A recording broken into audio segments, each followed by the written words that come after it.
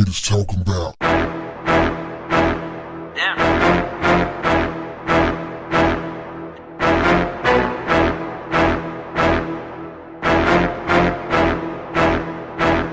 What's up, family?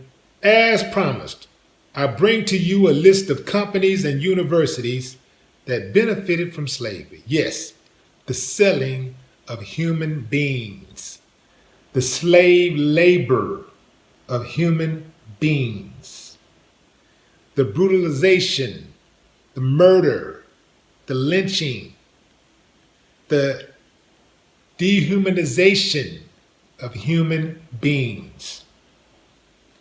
This is the list. Now, if you know some companies that's not on the list, feel free to add. Here we go. Let's start with AIG. AIG bought American General Financial, which owns U.S. Life Insurance Company. U.S. Life used to insure the lives of slaves.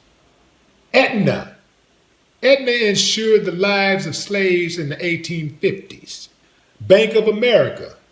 Bank of America grew in part out of Bank of Metropolis, Washington, D.C., which accepted slaves as collateral.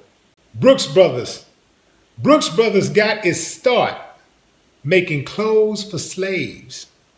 Brown Brothers Harriman. Brown Brothers Harriman, a Wall Street bank that owned hundreds of slaves and lent millions to Southern planters, merchants, and cotton traders.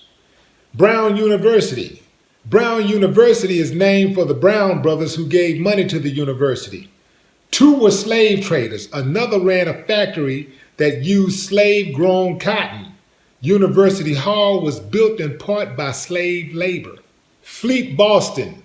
Fleet Boston grew out of Providence Bank, founded by one of the Brown brothers, a slave trader who owned slave ships. The bank made money from the slave trade. Providence, Rhode Island was the home port of many slave ships. Harvard Law School. Harvard Law School was endowed with money from Isaac Royal, a slave owner and sugar grower. J.P. Morgan Chase. J.P. Morgan Chase made a fortune from the slave trade. Predecessor banks Citizens Bank and Canal Bank in Louisiana accepted slaves as collateral, taking possession of 1,250 slaves from owners who defaulted on loans. New York Life. New York Life insured slaves. Of its 1,000 insurance policies, 339 were policies on slaves. Princeton. Princeton raised money and recruited students from rich, slave-owning families in the South and the Caribbean. Princeton was not alone in hitting up slave owners and trading for money and students. So did Harvard, Yale, Penn, Columbia, Rutgers, Brown, Dartmouth, and the University of Delaware. By the 1700s, most Princeton students were sons of slave owners. Columbia students were sons of slave traders. Tiffany's. Tiffany's was founded with profits from a cotton mill in Connecticut that processed slave-grown cotton. USA Today.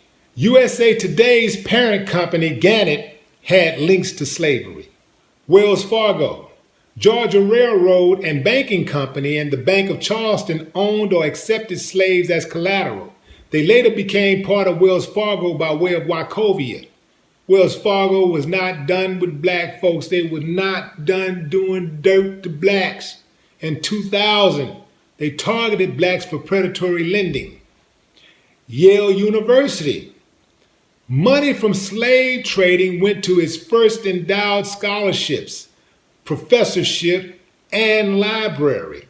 Universities not only sought and accepted money from slave owners and traders, they helped to create scientific racism. Now you see why it's so hard to dismantle systemic racism in America. Racism is as American as apple pie, baseball, Chevrolet, and racism. So when you start talking about reparations, now we know where to look. No more talk. What the haters talking about?